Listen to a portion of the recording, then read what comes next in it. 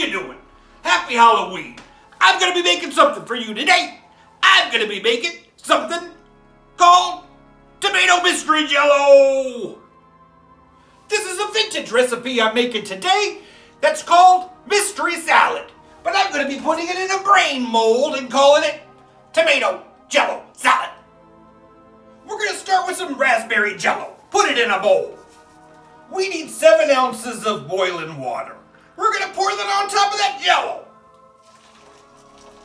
Mix that up and let it dissolve. It looks like blood.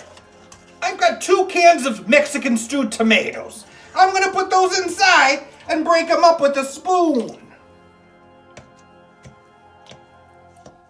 Add a little hot sauce. I'm going to pour it into my brain mold. Very chunky. Now I just refrigerate. Hey, my brain's all done. Take a look at this. Let's flip it over and see what it looks like. Whoa, it's a jelly brain.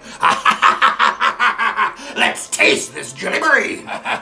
Chop it, brain. Ooh. Do you want some brain? I sure do. It's spicy. And it's sweet. If you want to scare people, you better make a brain.